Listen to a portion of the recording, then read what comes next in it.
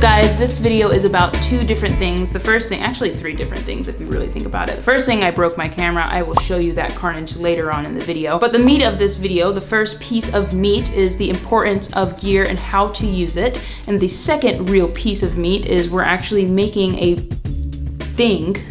We're making a video, guys. Hey. This is Joby. They provide a pretty interesting tool for shooting in very specific ways. You probably have seen these GorillaPods. Casey Neistat uses them. Every single other YouTuber in the entire world uses them. This is Joby's GorillaPod, but for a cell phone, which is really cool. As you may or may not know, the thing that makes the Joby GorillaPod interesting is that you can sneak this into any place that you basically shouldn't have a tripod. Tripods are very distracting, and if you tried to film anywhere, you're probably gonna get caught. We don't use tripods too often just because we like to run and gun when we shoot. But the important thing is knowing how to integrate whatever tool you have to make the video that you're trying to make.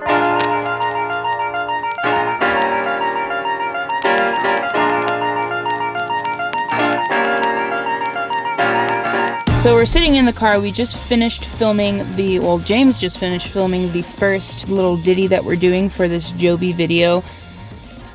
It's really cold though. I feel like a nun. But one thing that's really, really interesting about being up here in the freezing tundra is the snow and the wind create icicles. This is like a Floridian talking about, like, did you know that when snow blows, it creates sideways snow icicles? But it's really cool. All the Utah goers are like, yeah. Yeah, duh.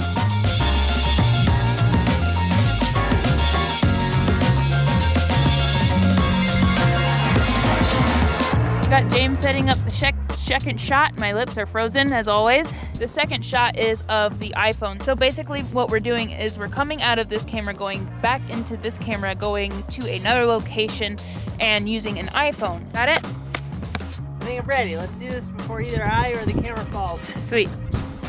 We had a couple different issues or things to keep in mind when we were shooting this video. The first thing was finding the right motion. It was really fun being able to direct James and telling him exactly what kind of motion I was looking for, the frame rate and all of that. A couple videos ago, I was talking about how that's something that I personally want to work on, is explaining exactly what I need in the middle of a shoot, and this was an amazing practice for that. Another thing that I had to keep in mind was finding the consistent look for the camera. Originally, it was going to be going from this camera to an iPhone, and it was going to be kind of a back and forth. This is where the broken camera would have played a big role, because the Sony RX100 series meshes very well with the A5000, A6500, that kind of series. Regardless, we ended up shooting it all with one camera. One of the things that I realized was having motion in the video makes it really interesting. If you're not having an amazing backdrop like the first scene, then you have to have some form of motion. So for the last two locations, that's one thing that we kept in mind.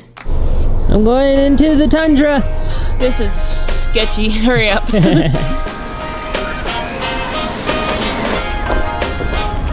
I could probably make it down that. So here's what's happening. Me and Christina made our way up into the canyon with our 2x2 Honda Civic. We're trying to get our last shot for this video involving a skier at a ski resort. The conditions were pretty great until right at the end of the canyon, and it's getting a little slippery on the roads, so we decided we wouldn't go further up to the higher ski resorts and we take one of these lower ski resorts, but it's very beautiful here. Oh god! Okay.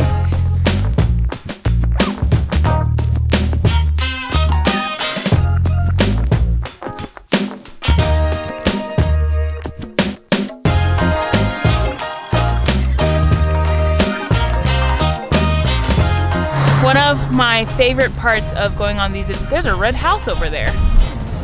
Where? Oh yeah. One of my favorite things about making videos the way that we do is looking at the footage while we're out and about, so I always bring my laptop wherever we go. Pro tip on how to block out sun when you're in a vehicle working on footage. If it works, it works.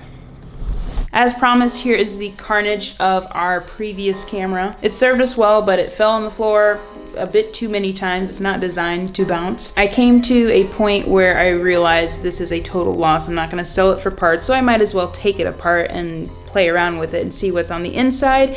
And it was actually pretty cool. After taking it apart for about 20 minutes, it actually turned on, and I thought that I fixed it some miraculous way, but I think it was just taking its last breath of life before completely calling it quits.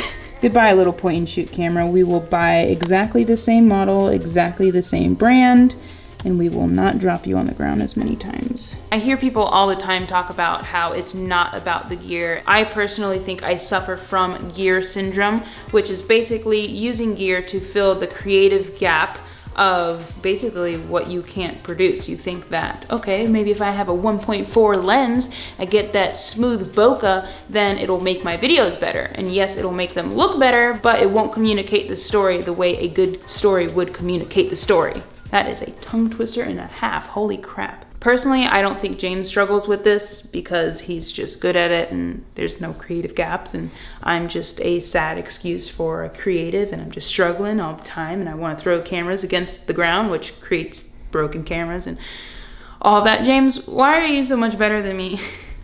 She lies, I struggle with everything all the time. Now he's on this side with the lens. Hey, you were telling me this morning about your creative struggles. She likes to touch me. Yeah, but you were struggling this morning about embracing basically creative doubts, which could be a whole video in itself. Creative insecurities, very insecure about a lot of creative things. Anyway, your creative doubts, you were saying just embrace them and then eventually you'll be better? What? You know what one of my biggest weaknesses? None. Okay, good. All right, bye guys. Where I struggle with insecurity, I've learned, is when I get in the presence of somebody who is a true professional at what they do. That can make me go, oh, I thought I was good at stuff. Yeah. And I'm not so good at stuff anymore. And that is such a beneficial thing. We like to avoid that feeling. It's so painful though. But it's so good. And what I was telling Christina is that the way to deal with that is to be comfortable with being in the same room with that fear and that doubt. Yeah. And reckoning with it, looking it in the eye. I hate that feeling, and I do a purposeful surrounding of myself of people who are way better than me. I work very closely with a lot of very professional, very talented creators, and it shows me where I'm lacking, and it just makes me want to be better, and then it's just a struggle. So I end this video with saying, guys, be uncomfortable, be bad at things, be insecure, embrace it, and then just be better, and don't rely on gear. Unless you're making a video for Joby, then rely on gear. I'm just kidding. Don't do that, that's wrong. But I can't end the video without showing you the final product. So here is that.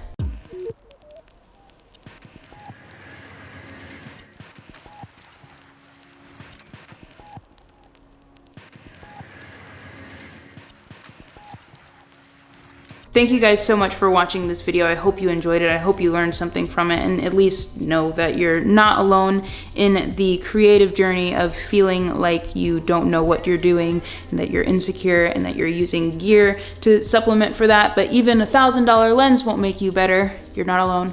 I deal with the same thing. James clearly doesn't. Lies. Appreciate you guys. If you like this video, feel free to like it. If you didn't like it, feel free to thumbs it down. I want to know. But if you're new around here and you haven't yet subscribed, do that. Do all of the internet things. Have a fantastic day, night, afternoon, evening, midday, lunch, snack time, wherever you are, whatever you're doing. Have a great one. Bye.